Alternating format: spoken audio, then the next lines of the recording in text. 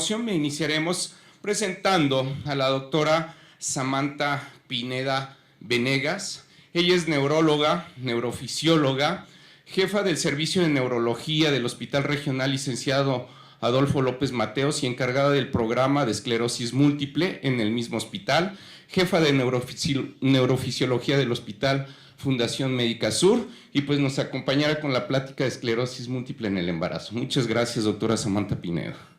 Esclerosis múltiple es un tema que a mí me ha gustado siempre, es un tema muy interesante y sobre todo es una enfermedad que afecta muchísimo a las mujeres. Y a pesar de esto, algunos, o particularmente el tema del que voy a hablar, que es durante el embarazo, es algo que no se había hecho tan presente. Las guías para manejo de embarazo en esclerosis múltiple se hicieron a partir de 2019-2020, cuando es una enfermedad que tenemos muchísimo tiempo de conocer. Sabemos que la mayor porcentaje de pacientes con esclerosis múltiple son mujeres jóvenes en edad reproductiva. Entonces, realmente conocer esto y que se haga empeño es de vital importancia. Vamos a seguir con el tema, esclerosis múltiple y particularmente en pacientes durante el embarazo. ¿Puede pasar la siguiente, por favor? Bueno, no tengo ningún conflicto de interés, tristemente. ¿Cuáles son los objetivos de aprendizaje? Ay. Ya. Objetivos de aprendizaje para esta charla. Bueno, vamos a conocer las generalidades sobre esclerosis múltiple. Vamos a identificar las características potenciales de riesgo en una paciente embarazada con esclerosis múltiple y sobre todo tener como sistematizados los puntos clave cuando se enfrenta a esta paciente. O sea, pueden tener otras comorbilidades, las puedes ver en la consulta y siempre van a tener dudas que es importante poder atender a estas pacientes, sobre todo sobre planear, seguir el embarazo, si se puede o no dar seno materno, o algunas otras dudas que pueden llegar a tener.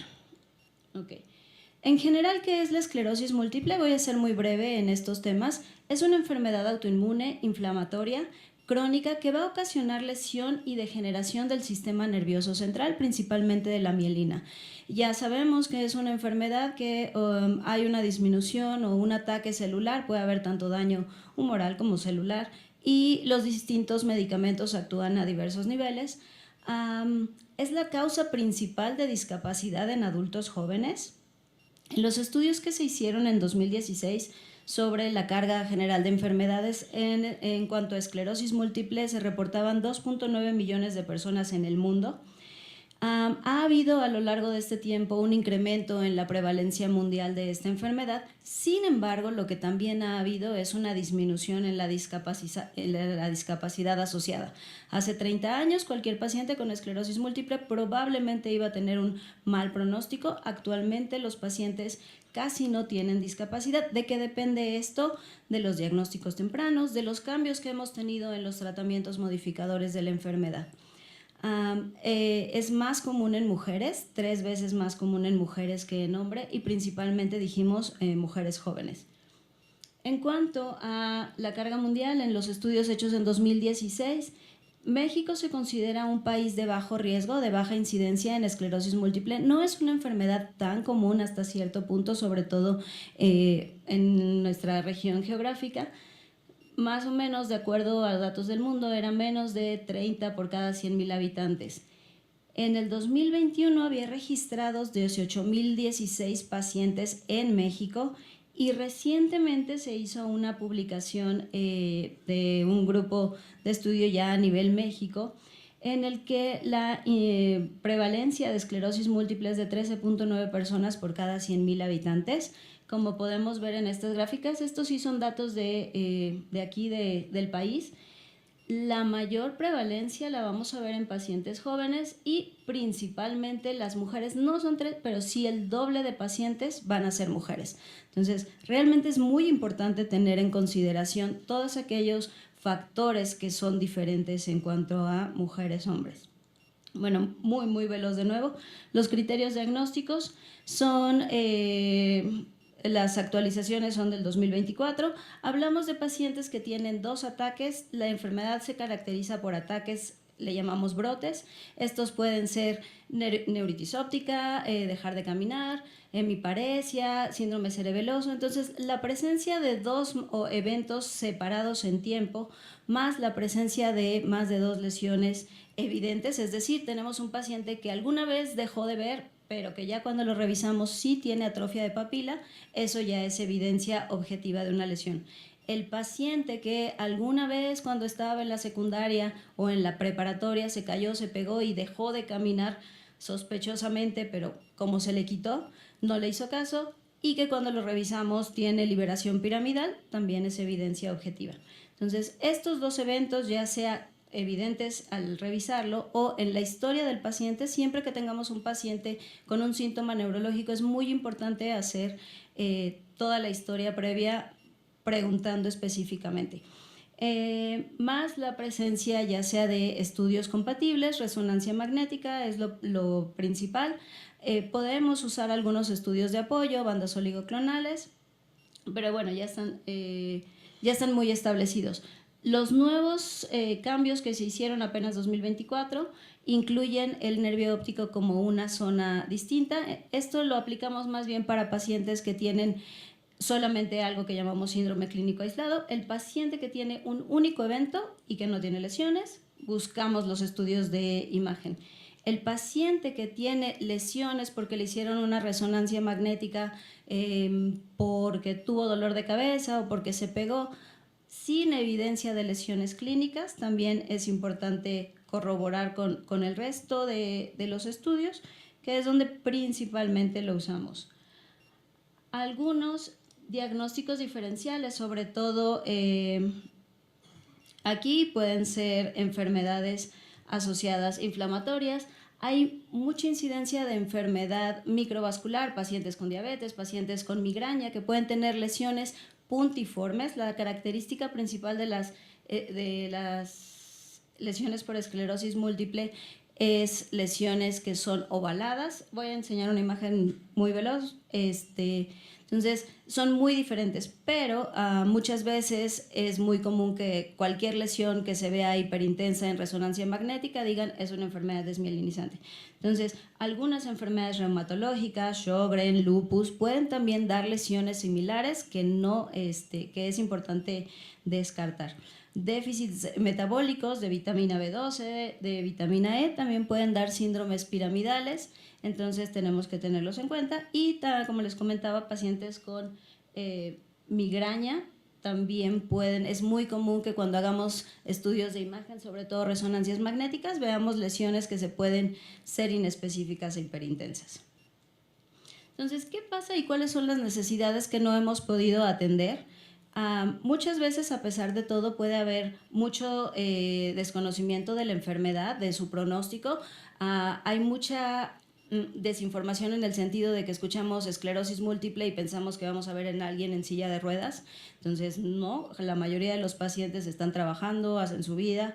Hay una falta de comunicación médico-paciente, sobre todo en pacientes mujeres.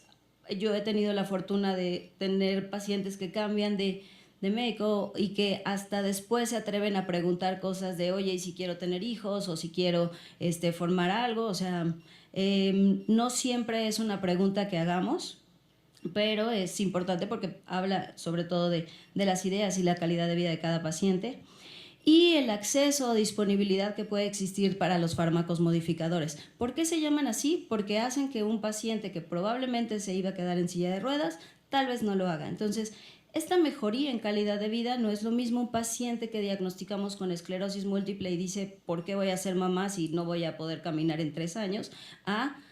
No voy a volver a tener ninguna recaída porque me estoy cuidando, y probablemente sus expectativas en cuanto a la vida pueden cambiar. Entonces, siempre es importante tener esto en consideración. ¿Qué es lo que tenemos que hacer? Hacer un plan que minimice el riesgo de recaídas. Estas pueden existir. Un balance de riesgo tanto para la madre como para el feto, y orientar en todos los momentos desde la preconcepción hasta el posparto. Okay. Una viñeta clínica. Tenemos una paciente, 28 años, paciente joven, diestra, abogada, recién casada, esto es importante, no tiene ningún antecedente de ninguna otra enfermedad. y 6 meses antes de que la vimos tuvo un evento de neuritis óptica.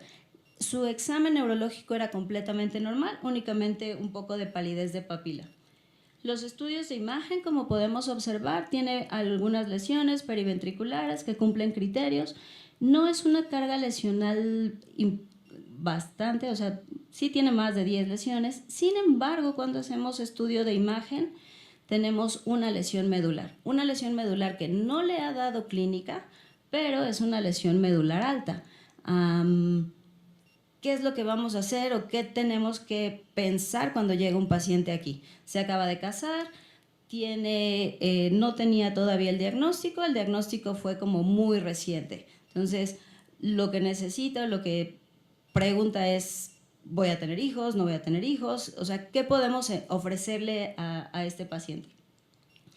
Entonces, bueno, ¿cuáles son las etapas de información que podemos hablar sobre anticoncepción? Siempre, en todo momento. ¿Por qué? Porque los medicamentos que usemos, algunos, como les voy a decir más adelante, pueden impactar en la seguridad. Sobre la fertilidad, como pregunta típica, no afecta la fertilidad. Un paciente con esclerosis múltiple no tiene ningún problema, por lo tanto es importante, si no buscan embarazarse, tener algún tipo de anticoncepción. En la preconcepción, los cuidados generales sobre cómo está la enfermedad. Está con inflamación, la paciente acaba o no de tener un brote, la paciente se encuentra estable de entre los últimos años. ¿Qué vamos a hacer durante el embarazo? El seguimiento. Las preguntas siempre ¿es un embarazo de alto riesgo? ¿Lo tengo que ver? ¿Quién lo tiene que ver? ¿Quién lo va a seguir? ¿Qué seguimiento neurológico tengo que tener en el posparto y la lactancia? Importante hacer un plan para cada uno, como datos muy específicos y muy puntuales. Como les decía, en las cuestiones de preembarazo, si no hay un tratamiento, empezar a estudiar o qué tratamiento vamos a tener. En cuanto al manejo obstétrico, la esclerosis múltiple no se considera un embarazo de alto riesgo en ningún punto, a menos que no haya sido planeado y que esté asociado al uso de algunos medicamentos. Fuera de eso, no es embarazo de alto riesgo. La resolución puede ser parto o cesárea, independientemente de acuerdo a las cuestiones ginecológicas. En cuanto al posparto, idealmente es vigilancia neurológica estricta, que es cuando probablemente se puede asociar un poquito más riesgo de brotes. No hay contraindicación con el uso de esteroide por si la paciente llegara a tener alguna recaída, y promover la lactancia. Los tratamientos sintomáticos probablemente son los que hay que ver independientemente de acuerdo a la paciente. Nos referimos a si toma antidepresivos, si toma medicamentos para espasticidad. Eso se tiene que analizar de acuerdo a cada caso. Y la terapia modificadora de la enfermedad, que es lo que voy a hablar. Entonces, si la paciente no se quiere embarazar, tenemos que usar anticoncepción efectiva. Todos los métodos disponibles pueden se pueden usar en el embarazo, no hay ninguna contraindicación. Los hormonales o los progestágenos, algunos pacientes que tienen poca movilidad no están recomendados. ¿Por qué? Porque a veces pueden incrementar los trastornos menstruales, entonces puede resultar muy incómodo para una paciente que tiene espasticidad, que no se puede mover. Entonces, pero fuera de esa situación no hay realmente ninguna interacción con los tratamientos modificadores de la enfermedad. En una paciente que sí desea embarazarse, ¿qué es lo que hacemos? A veces al principio, sobre todo como en nuestro caso, es una paciente razonablemente sana y sin ningún síntoma. Entonces antes o en ciertos decíamos, bueno, vamos a esperarnos, ten tu bebé y después hacemos o damos el tratamiento. Actualmente no es necesario retrasar el inicio de un tratamiento modificador. ¿Por qué? Porque dijimos que no va a afectar la fertilidad ni hay ninguna otra. No incrementa el riesgo de discapacidad a largo plazo. Puede haber un aumento del riesgo de recaídas, sí, en pacientes que buscan reproducción asistida. Esa sería como el único situación. Importantísimo, evitar suspensión abrupta de medicamentos. Es muy común, sobre todo en el embarazo, que todos los pacientes, estoy embarazada, me dejé de tomar esto. En neurología, en esclerosis múltiple en particular, la suspensión abrupta de medicamentos se asocia a mal pronóstico.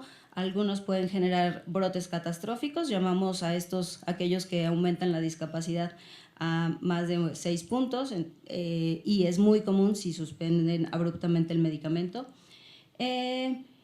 Y 25% de los pacientes pueden presentar recaída los primeros 3 meses posparto, por eso es importante tener un seguimiento.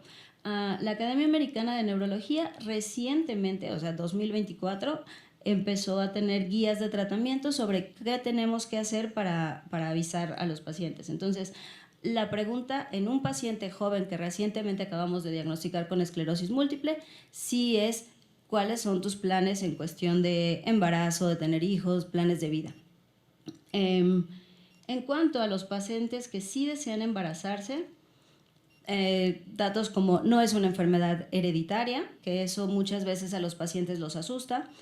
No hay aumento de la discapacidad por embarazarse, no se va a poner peor la enfermedad en la mayor parte de los casos, al contrario, es un estado de inmunosupresión y dado que esta es una enfermedad autoinmune puede generar un poquito de mejoría. Y el embarazo no es de alto riesgo, no es un embarazo que tenga que ver el paciente en medicina fetal o algo así, entonces puede tener los cuidados habituales y ginecológicos de un embarazo. Sobre los medicamentos, bueno, hay una guía que dice los únicos medicamentos estaban totalmente aprobados por FDA para el uso tanto en embarazo como en lactancia, interferón beta y acetato de glatirámero. Son medicamentos que tenemos desde hace más de 30 años, son los que han probado ser los más seguros. Los medicamentos siguientes, que son dimetilfumarato, teriflunomida, cladribina, están totalmente contraindicados en el embarazo. Fingolimod y toda la familia siponimod también están contraindicados. Y había hasta cierto punto todavía cierta estrés en cuanto al uso de los monoclonales, pero más adelante les voy a mostrar algunos otros que son actualmente los que potencialmente podrían ser más seguros. Tal vez viendo una tabla así podríamos decir, pues es muy fácil, le damos acetato, le damos interferón. ¿Cuál es el problema al que nos enfrentamos ahora? Son terapias que se consideran no tan efectivas. Actualmente son terapias que consideran de primera línea, entonces muchos pacientes ya no podemos empezar con eso o ya no usan estos medicamentos. Entonces se vuelve una decisión no tan sencilla al final. En cuanto a los tratamientos sintomáticos, les comentaba, podemos a lo mejor suspender algunos, sobre todo antidepresivos o medicamentos para espasticidad. Podemos hacer algunos ajustes. No hay datos específicos en cuanto a embarazo, entonces casi ahí sí tenemos que checar. Y bueno, las terapias modificadoras de la enfermedad es lo que vamos a hablar. Los que se desean embarazar, ¿qué es lo que tenemos que tomar en consideración o puntos clave que deberíamos de estar? Tener una paciente con una enfermedad estable, es decir, que no haya tenido recaídas en los últimos 2 años de preferencia, o sea, no vamos a ser más papistas que el Papa, pero sabemos que un paciente que se ha enfermado recientemente, pues el riesgo de que vuelva a tener algunos otros eventos es mucho más alto. Entonces, si tu paciente está estable o ha estado estable, es un buen momento. Algunas veces se sugerían uso de pulsos mensuales de esteroides como para mantener la enfermedad como disminuida o mantener la enfermedad contenida, pero esto no es una sugerencia ni es una práctica clara. Tener en cuenta que hay algunos medicamentos que requieren periodos de washout. Aquí tenemos la disyuntiva. Si los tenemos que suspender, se pueden suspender, pero también, sobre todo fingolimod, podemos correr riesgo de recaídas.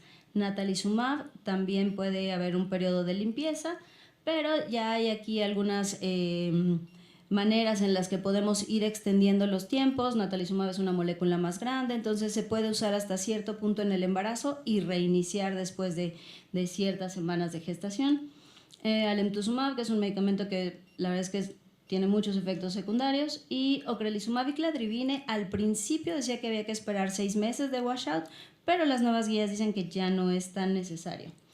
Entonces, la anterior disyuntiva de que no es tan, pues a todos les vamos a dar acetato o les vamos a dar interferón, tenemos pacientes que denominamos de altamente agresivos o pacientes estables. Entonces, en pacientes con mucha actividad, Los tratamientos que están recomendados actualmente son tratamientos altamente efectivos, incluyendo los anti-CD20, incluyendo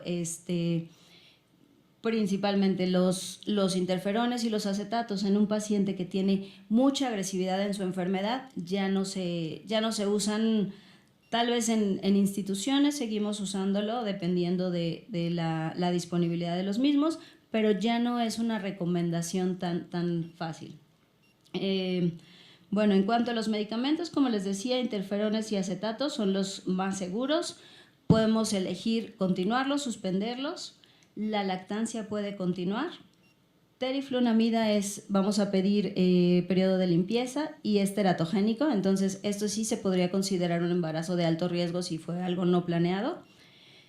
Fingolimod también, si lo iniciamos, fue el primer medicamento que teníamos vía oral, entonces estuvo como muy de moda. Sin embargo, se descubrió que sí es necesario tener adecuada anticoncepción porque sí hay ateratogénesis, también un poquito riesgo de abortos. En caso de embarazo se debe de suspender, sin embargo, con el riesgo de que el paciente pueda tener recaída. Natalizumab tiene la ventaja de que no cursa la barrera placentaria, entonces podemos estarlo aplicando y hacer un periodo de 6 a 8 semanas sin tanto riesgo para el paciente. Entonces, puede ser en un paciente con alta carga lesional una buena opción. Ocrelizumab se refería a que hay que esperar hasta 12 meses, sin embargo, ya no tenemos esa barrera, ahora ya sabemos que es un poquito más seguro. Voy a ir un poquito más veloz por el tiempo. Los modificadores anti-CD20, rituximab, ocrelizumab y ofatumumab, que son medicamentos de alta eficacia, son muy cómodos. Se ha mostrado que pueden ser la opción más viable para los pacientes, incluso en aquellos con alta eficacia. Son medicamentos que se pueden usar desde variedades leves, remitente recurrente, como variedades altamente agresivas. Y tienen la ventaja de que no hay ningún problema. Una vez confirmado un embarazo, se pueden suspender sin tener el riesgo de una recaída severa. Y también algunos estudios ya en pequeños series de pacientes han visto que no hay ningún problema durante la lactancia. Podemos, si tenemos el antecedente de estos pacientes, revisar al neonato, porque a veces puede relacionarse a un poquito de incremento más bien de disminución de inmunoglobulinas o de linfocitos. Pero sería como la única consideración. Entonces, en general sobre los medicamentos, tenemos los acetato e interferón. Si el paciente ya viene con esa terapia, no necesitamos mover nada, no necesitamos hacer ninguna otra cosa. Los nuevos, si el paciente requiere una terapia de alta eficacia, probablemente los anti-CD20 sean los mejores en cuanto a beneficio para el paciente y seguridad en cuanto al embarazo. Si la paciente llegara a tener recaídas, ¿qué tenemos que hacer? Podemos dar metilprednisolona. El uso de metilprednisolona no está contraindicado, no afecta para nada. No usar dexametasona, de preferencia sí tratar el brote con metilprednisolona. Algunas pacientes pueden tener pseudobrotes, ¿qué es esto? Incremento de síntomas, si el paciente, obviamente el embarazo en las últimas etapas, si hay incremento de fatiga, les va a andar más del baño, pueden pensar que es parte de la enfermedad, pues no, a veces son síntomas normales del embarazo, entonces siempre descartar que no sea un pseudobrote. Lo más común es pacientes con infección de vías urinarias por el embarazo, por todos esos factores de riesgo, que pueden tener incremento de los síntomas neurológicos, pero estos se deben de remitir una vez tratando la enfermedad o la infección de base. Si fuera necesario, hay que tranquilizar a los pacientes. Se puede hacer uso de resonancia magnética simple. El contraste sí está considerado teratogénico, entonces no, eso sería el único escenario en el que no. Una vez que haya o para la resolución del embarazo, no existe una diferencia significativa cesárea-parto. Se recomienda cesárea probablemente en pacientes que tienen espasticidad y que pues no pueden soportar todo el trabajo del parto, pacientes que una de sus quejas principales es fatiga por el esfuerzo que tendrían que hacer o antecedente de lesiones medulares que las tenga con cierta discapacidad, probablemente la mejor elección sea sí cesárea. Fuera de eso, no habría otra cosa. La analgesia, el bloqueo epidural no está para nada contraindicado, entonces los cuidados que la paciente requiera. Hay algunos reportes que hablaban de cierta recaída en los primeros meses posparto. Más bien ahí es vigilar a la paciente muy cercanamente para descartar alguno. Si empezamos los medicamentos modificadores de la enfermedad, eso reduce mucho ese riesgo. Y bueno, el reinicio de los fármacos tan pronto como sea posible. Entonces, regresando un poquito a la paciente, ella quería embarazarse y muy pronto. Como les decía, su carga lesional era importante, pero no había tenido ningún otro síntoma. Entonces iniciamos con interferón en ese tiempo. La paciente estuvo de acuerdo. Hizo hepatopatía asociada al interferón, gracias. Después hizo hepatopatía autoinmune.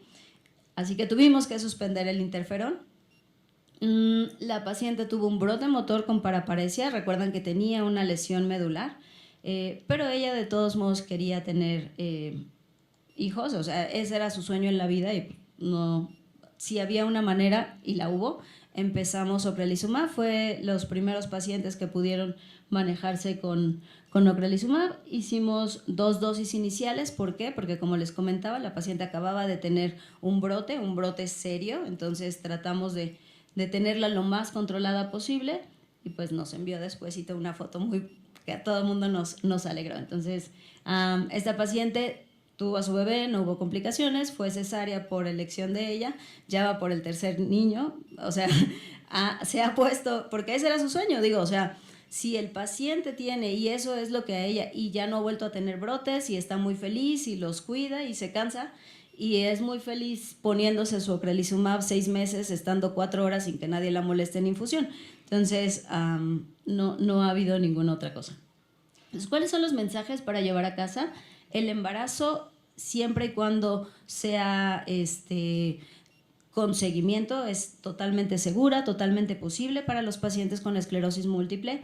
La planeación es lo principal, nos va a dar mejor pronóstico tanto para el paciente como para el bebé. Y actualmente los nuevos medicamentos nos favorecen tanto un buen control de la enfermedad como una menor progresión de la enfermedad y posibilidades de embarazo. Gracias a los organizadores y al Servicio de Neurología del Hospital López Mateos. Muchas gracias, doctora Samantha Pineda, excelente charla. Al final de este simposio pasaremos a la sesión de preguntas y respuestas. Yo sí quisiera hacer una pregunta a la doctora Samantha, también es Alejandro, pero es Samantha Pineda. En las mujeres que ya están en un tratamiento para esclerosis múltiple, están estables y se embarazan, están embarazadas, ¿suena coherente o hay que cambiar el tratamiento en el cual se encuentra? Bueno, primero identificar cuál es el tratamiento, si es uno de alto riesgo o de no hay riesgo. Actualmente, precisamente, bueno, en la cuestión pública, por ejemplo, tenemos que hacer renovación de medicamento de autorizaciones cada año. Entonces, yo suelo ya hacer la pregunta de qué es lo que quiere, cuáles son sus expectativas y planea embarazarse en el próximo año para tratar de ver si el paciente requiere que hagamos algunos ajustes. En el ISSSTE, afortunadamente, tenemos prácticamente todos los tratamientos, entonces sí es un cambio que se puede hacer. Algunas pacientes que tienen uso crónico de tratamientos que están relativamente aprobados y que son seguros, la situación es, si te quieres embarazar, pues, o sea, toma ácido fólico, vitaminas, procura las recomendaciones generales, ya no tanto de esclerosis múltiple. Si nos damos cuenta que hay un embarazo, probablemente a veces, dependiendo del tratamiento, hacemos ajustes. Algunas otras veces, si es seguro quitar el medicamento, reiniciamos después y ya hacemos énfasis en si va a querer tener más hijos o no. Perfecto, muchas gracias. Muchas gracias, doctores.